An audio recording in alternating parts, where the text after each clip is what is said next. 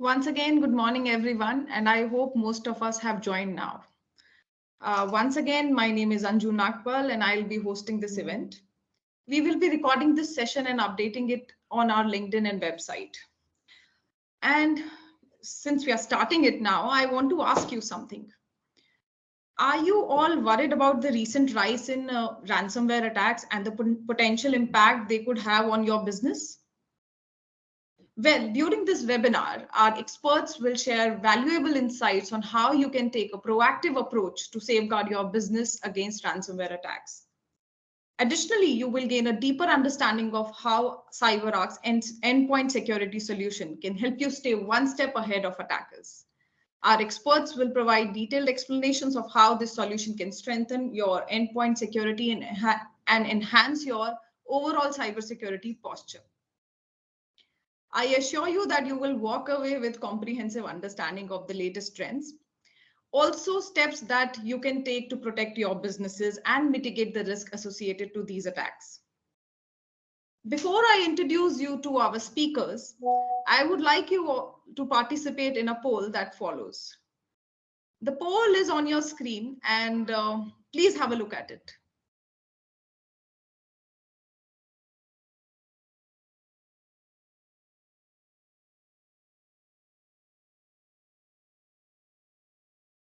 Praveen, I request you to share the poll, please.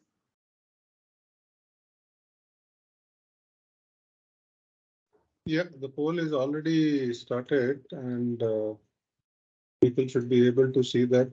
If they're not able to see on their screen, they can see that in the chat.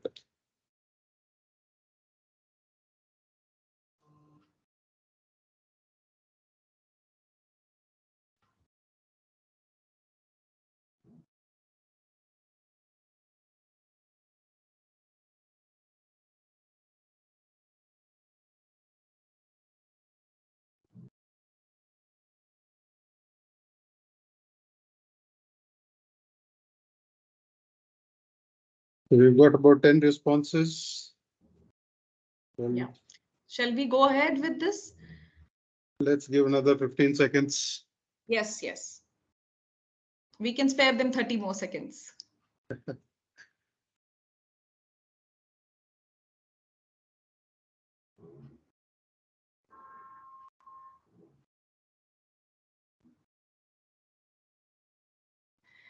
So thank you so much for your participation. We can see the responses now. Now, without any further ado, let me take this opportunity to introduce our esteemed guests. To begin with, Mr. Manchu Bansal from CyberArk and Mr. Gaurav Kumar from Aerosmith Technologies.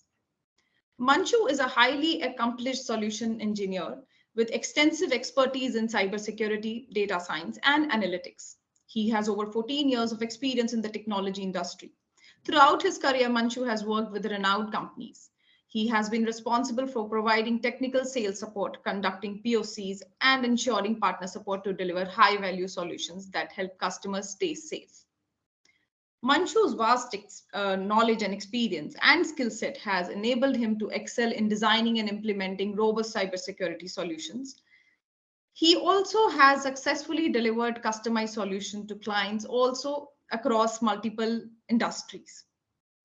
And I'm pleased to tell you, Manchu, then I have another guest here. Sorry, I am pleased to tell you that we have Gaurav Kumar here with us today.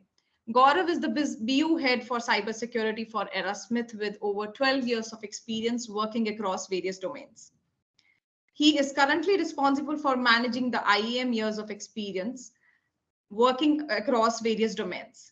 He is currently responsible for managing the IAM portfolio for Aerosmith. Gaurav is well versed with almost all the CyberArk offerings and holds certificates for PAM, Privileged Cloud, and Identity. He has successfully handled many challenges, implementations, and POCs. With his extensive knowledge and experience in the field of IT, he is an excellent coach and mentor. Now I call upon Mr. Gaurav to deliver his keynote. Gaurav, we are waiting for your keynote. Thanks, Anju. And thanks, everyone. A very warm welcome for joining us today for this webinar. And today we are here to discuss one of the biggest fear of IT admin security staff, CISOs, that is ransomware attacks. So before we deep dive into what is, how we defend against it, let's understand what is ransomware. So ransomware is a type of malware or piece of software that negatively impacts the availability and integrity of the data.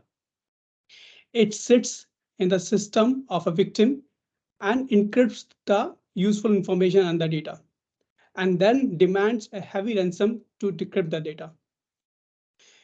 In order to decrypt the data, even if you pay the ransom, there's no guarantee that your data will be retrieved. So, how do we protect against these kind of a ransomware? It is very interesting that ransomware is not a new thing. It has always been on the rise from like 90s, 70s. So ransomware has always been on the rise, and we have noticed that it has drastically increased in or during the pandemic. The first month of 2023 saw 33 publicly disclosed ransomware attacks. And this was the highest number of attacks ever for a month of January. Interesting fact, 51% of the organization don't even have a formal plan against ransomware attacks. Some of the organizations don't think they need a ransomware attack plan, or they have a control which are not effective enough.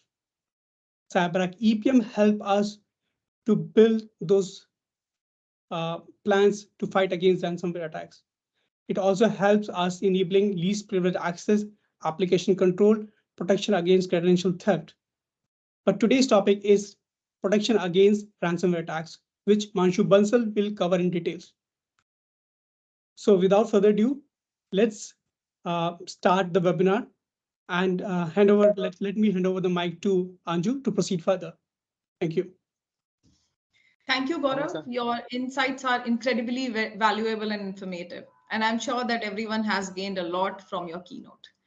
Now, I would like to invite Manshu to deliver his presentation.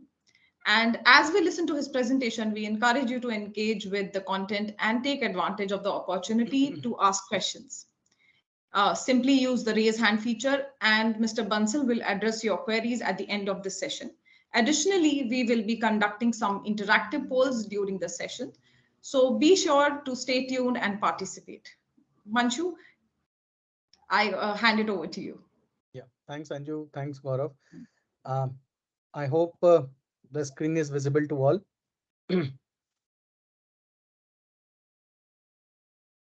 Okay, so before we start this webinar, let's take a look at the CyberArk and ESG research, which is a global survey on the maturity of identity security programs. The key takeaways on the identity security market trends. One, when we look at the Indian portion of the data, a few trends pop out. Firstly, organizations are rapidly adopting multi-cloud environments. Secondly, securing privileges on the endpoints adds several type of value to the cybersecurity programs. And third, identities in the software supply chain are a major pain point and an opportunity. While we have separate webinars like this planned for cloud security and software supply chain, let's dive into the very important data point for endpoint security today. Looking at how these companies view securing identity on the endpoint, firstly, 98% say endpoint security and device trust is critical or important to their zero trust initiative. And 47% believe the ability to correlate data to useful information for endpoint security is an enabler. And of all the integrations we asked about, organization ranked integrating endpoint privilege security in the top 3 highly valued identity security integration. 1. 73% IT and security solutions like identity and access management, single sign-on, user and entity behavior analytics. Second, integration, where 65% of the responders say that endpoint security solutions to be integrated with endpoint protection platform, endpoint detection and response, the commonly known as EDR solutions. And almost 60% of the responders say that endpoint security has to be integrated with SaaS applications and visibility and control solutions like SIEM. And that is where endpoint security becomes very, very critical to be taken on a priority. In the past, privileged identity functions were predominantly held by a subset of IT staff, and CyberArk has always focused and will continue to focus on securing them. But now, privileges is becoming more ubiquitous with more and more people are working from home.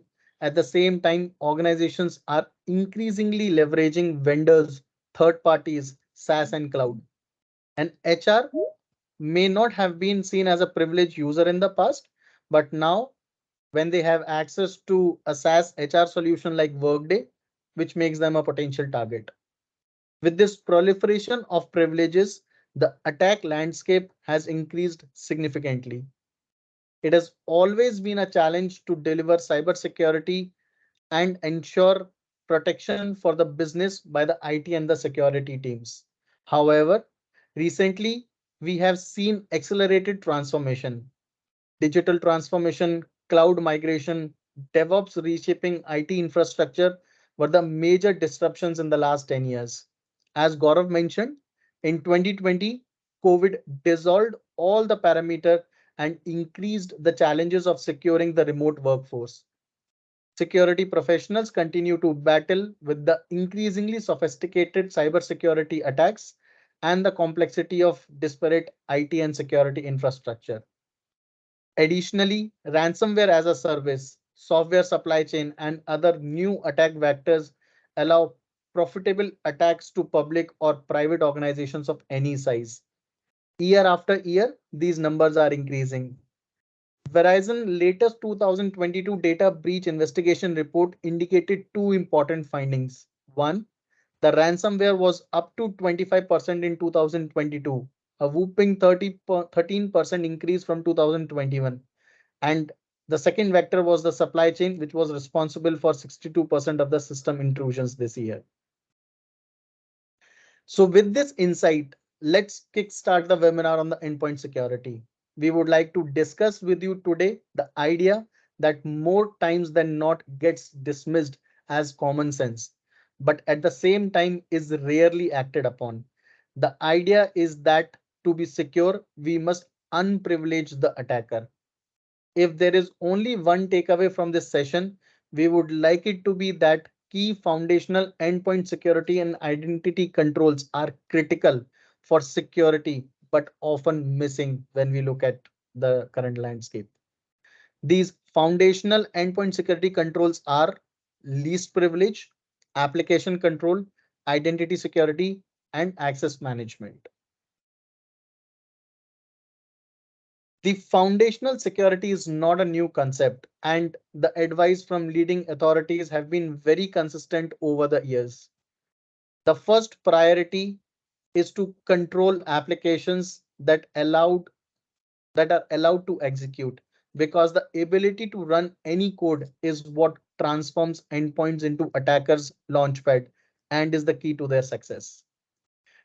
2 and 3 are actually a continuation of the first priority, which should further reinforce how important it is to ensure that applications and operating systems are patched against known vulnerabilities.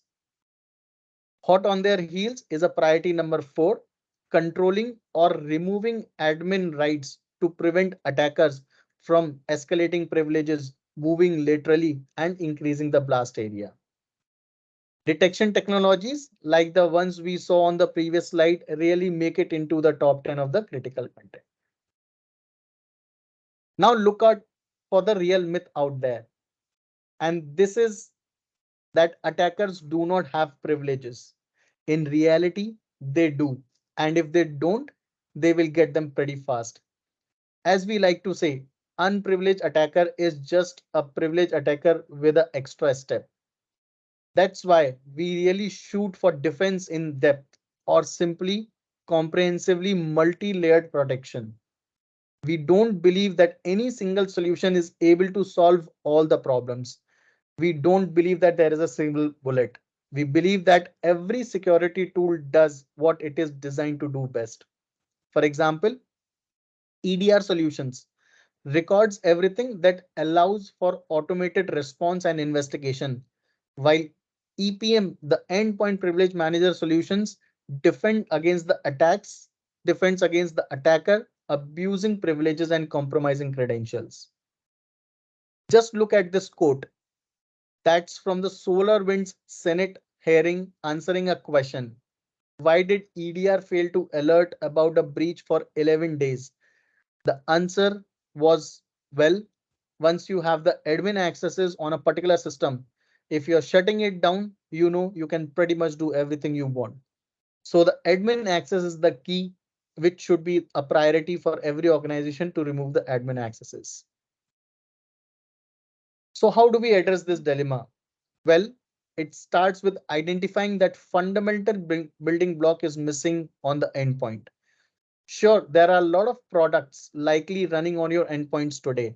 In fact, we polled the folks on the ESG report, and we want to hear here as well if it includes different parts of EPP suites. I'm very likely sure that antiviruses and encryption and firewalls are perhaps some of our industry's latest attempts to stop the bad guys in the form of EDR and next generation antivirus solution that leverages behavior analytics. And surely you are likely patching Windows and various key applications and framework like Adobe and Java, as well as browsers such as Chrome and Firefox using SCCM or other CM products on the markets. But as I mentioned, the fundamental building block that is missing is the securing of the privileges. This is where Endpoint Privilege Manager comes in. It's an enabler to allow the InfoSec and the desktop ops team to do what they know is right and have always wanted to do, harden the endpoint without impacting the users. And we pretty know that with admin rights, any user can modify services, install drivers, install malwares knowingly or unknowingly, or create, modify user accounts and access data belonging to other users as well. Another very popular myth is that by just removing the local admin rights, we can secure the environment. I'm afraid I also have some bad news here. Even as a standard user, credentials can be instrumental for an attacker. And we are talking a number of different vectors here. One of the continuation is from the previous slide when we stripe the user off from the admin rights, but they still have full access to the machine. And they can use this access to try and leverage tools that exist on the machine in non-elevated fashion in their attack. A minimalistic version of live off the land if you wish. The other, arguably much more impactful vector is credential and cookie harvesting. If we store passwords in a Chromium based browser, if you are logged into corporate resources like OneDrive and SharePoint, or maybe Gmail, the attacker can easily obtain the stored passwords. Where would they get them from? Our CRM, SFDC, PO system, banking online console. They can hijack sessions. What do we do to store in OneDrive? Any source code with hard-coded credentials. For example, PAM tool. As we can see from there, an attacker can go anywhere. Their biggest challenge is not to get too greedy and move slowly to stay under the radar. If you think this is purely theoretical, think again. Check out, for examples, the write-ups on the recent breaches like the LastPass. Let me just quote one article. A company identified the intruder initial point of access as the employee's laptop that was compromised with malware, allowing the theft of the session tokens used to keep the employee logged into certain applications, even though their access was protected with two-factor authentication. The company took the blame for the compromise, calling it a systems failure adding that its antivirus software failed to detect the token stealing malware on the employee's laptop. Here again, you can see a huge difference between detection and access control. The latter blocks access no matter how a threat appears to be. And therein lies the problem. The foundational endpoint security controls are afterthought as best. The companies keep increasing their investment in all kind of endpoint tools, but this is a castle being built without the right foundation. There are any number of negative consequences of skipping the management of the endpoint privilege. Some of these are easily predictable and some are so less. Every workload must be protected. A special note on the meaning of the word endpoint. By endpoint, we simply mean pretty much any device connected to a network.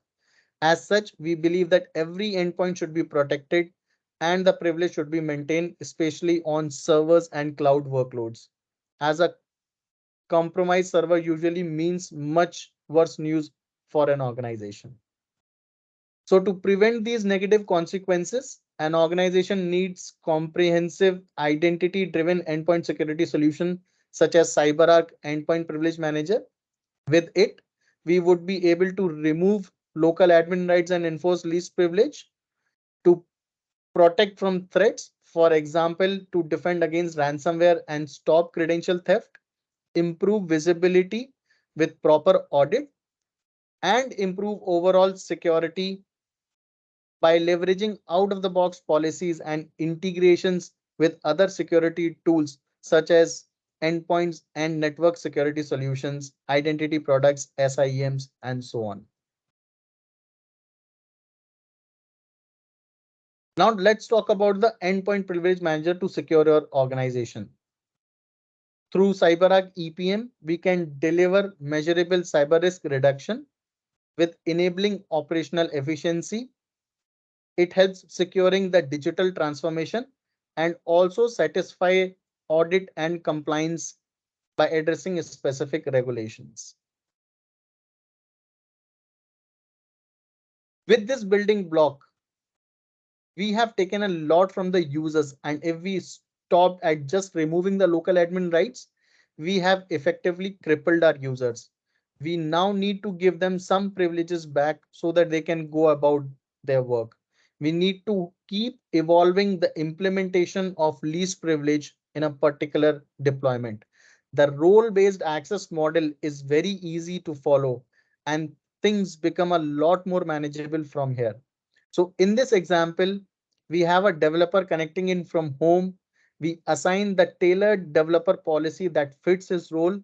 And in addition, any remote worker rules that we may want to enforce while the user is not in office, all with the confines of our risk reduction policies.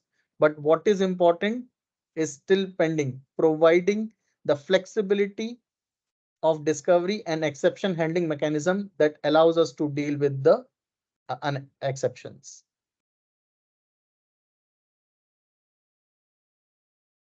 So with this quick start, which is a collection of the advanced policies within CyberArk EPM, they are carefully layered to reduce risk, but still being open enough to enable users to freely operate while we discover their admin rights needed. Layer 1. This layer contains exceptions for known good applications, such as the approved content handlers plugins that would otherwise be blocked by layer 2, which is the common attack vectors. Layer 2 closes down common attack vectors typically exploited by malicious content by preventing content handlers from spawning child processes such as CMD prompt, PowerShell, scripting, and unassigned application. Layer 3 is where we start defining role-based accesses. These policies are targeted at specific users and groups and contain the tasks and apps that we want to automatically approved. No prompt. The user can just do things. We have put some examples in the template as well for common things that we typically see. And layer 4 handles discovery of user admin rights requirements. The events these policies trigger should be reviewed and used to update the role-based accesses and the restricted admin tasks. Let's now pivot to threat protection, the prime tagline for today's webinar. A true menace of IT world is ransomware. Weaponized encryption is used by threat actors at any scale and targets, ranging from consumers to the largest corporates in the planet. As always, I suggest that you have a thorough multi-layered protection in place to make sure that if one protection technology is bypassed, there's always there's always at least one other that is available and able to stop the threat. Basically, the premise of our inbuilt anti-ransomware policy is that no program can touch sensitive data unless this program is handled by endpoint privilege manager. This ensures that there is always on shield around your data that doesn't depend on a verdict and doesn't require any analysis to work. This approach has proven to be 100% effective of its own, but combined with the traditional anti-ransomware stack provides the best results. Also, when I say no program can touch sensitive data, I mean it in a very general way. That's great granularity and flexibility to how the policies can be set up to adjust and fit even the most unique IT environments. Let's look at a short demonstration. Looking at the out-of-box policy for protecting against ransomware, there are options to put it in a detect mode and in a restricted mode. We go to the policy settings. We look at one of the files, which is a .txt file, is a part of our policy for ransomware attack, and we enable this policy.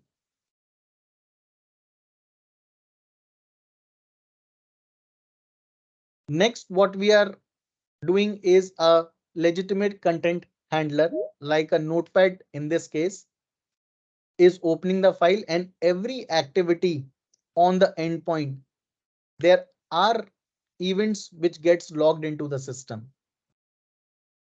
We are adding this event to the ransomware policy that this notepad is the right content handler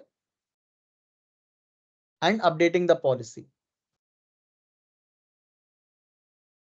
This is where the event would come in to understand that this was the event which was generated, and we are adding it to the ransomware policy. All GUI driven configuration, no code interfaces, which means that with minimalistic handholding, the administrators of the EPM solution in an organization can very quickly learn how to manage these policies.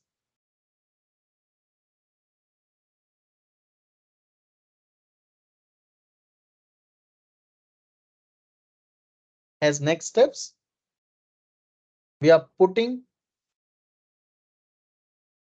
the policy in a restrict mode. We just see that this is the task that we added to the ransomware policy, that notepad.exe is the right content handler for txt, and we are enabling the policy to restrict any kind of malware or unknown application to access these kind of files. Next, once this policy is enabled, we will again do the same actioning onto the endpoint and look at the results. Now, any kind of file not in a list of right content handler, if it's trying to access these text.txt as a sample file, it has a restricted access. While at the same time, a user will be able to open this txt file using Notepad, because that is where we have allowed the right content handler to look at this file. And that is where, basis the demonstration we just saw, the removal of the local admin rights combined with application control was 100% effective in preventing ransomware from encrypting files.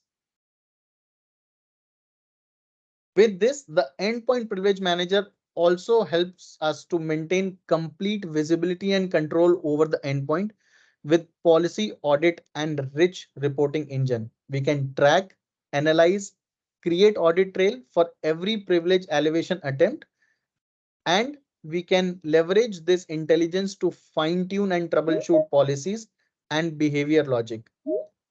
If anything doesn't feel right, we can drill down to quickly identify and fix potential security issue. Goes without saying that we are there for you at every step of the journey. So we can plan for verifiable outcomes, resources needed, and your project teams, your administrators, and your end users experience. With CyberArk Identity Security Platform, we enable a unified identity security approach with intelligent privilege controls, strong authentication, contextual authorization, frictionless access, and not to forget the auditability and accountability of the solution. I would like to encourage the audience to explore our innovations, including seeing demos and even testing our solutions firsthand. I also invite everyone to take a tour of the CyberArk blueprint for identity security. And finally, we would also appreciate if you can contact us, meet us, and come up with your questions, and we would be happy to answer.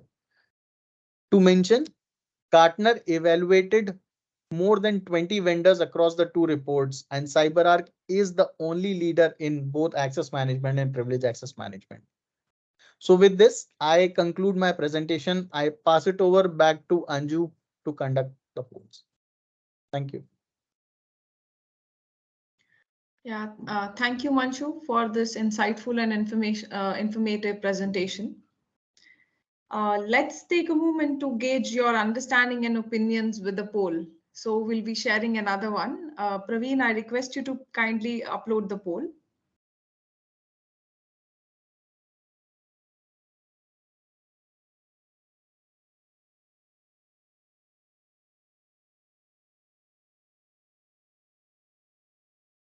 Quiz is on. You can see it in your chat window.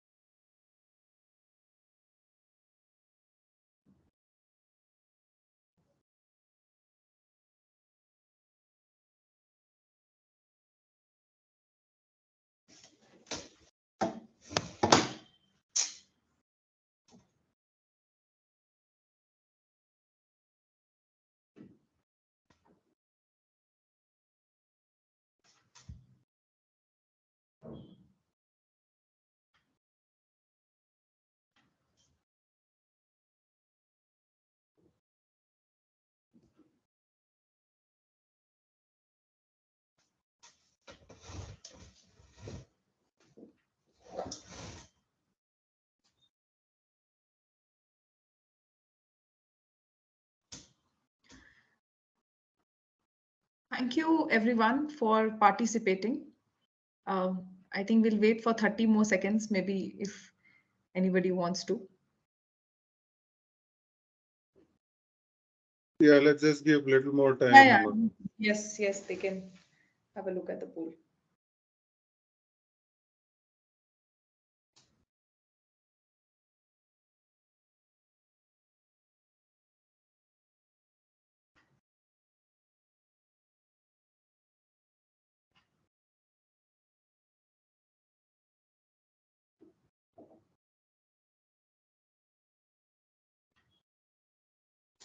Thank you once again, and we have now come to the end of our webinar. If you have any questions, please feel free to ask them now, and we would be happy to address. You can use the chat window to type your questions.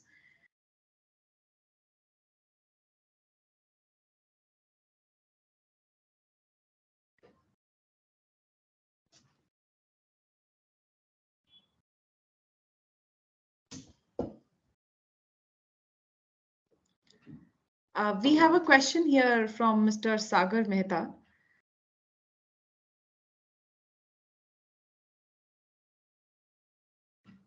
I request Manchu to kindly address to this question.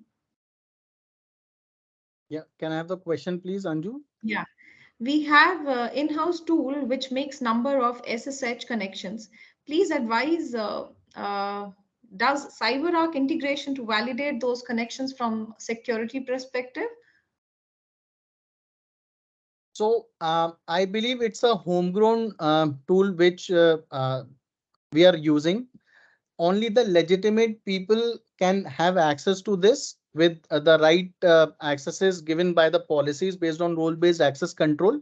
And that is where you can restrict only the usage of this in-house tool, making those SSH connections to the target devices. You can define your role-based access policies so that only legitimate people are able to access this. Yes, we can enable that feature for you.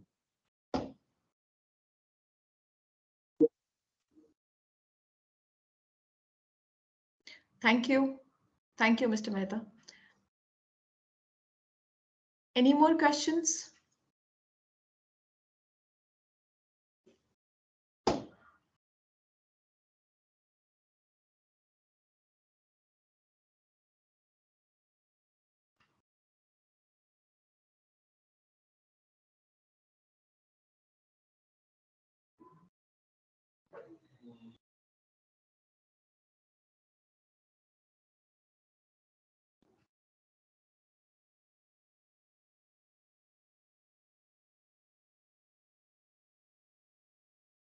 Manju, your presentation was quite comprehensive. See, I think people don't have many questions. The answer is that you did that so well that they have so much clarity.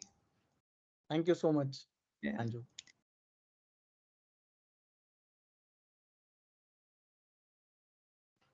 So I would like to thank everybody once again, and to all of you who joined us today, thank you for attending this event. And post this event, we shall send a small token of appreciation to all the attendees and a special gift also based on the result of our quiz. And we bring this session to a close. I want to remind you that we will be sharing a video recording of this event on our LinkedIn page and website. Once again, thank you for being a part of this event, and we look forward to connecting with you all in future as well.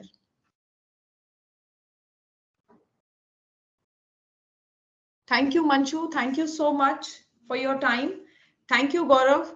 Thank you, Praveen. Thanks, everyone. Thanks everyone for joining.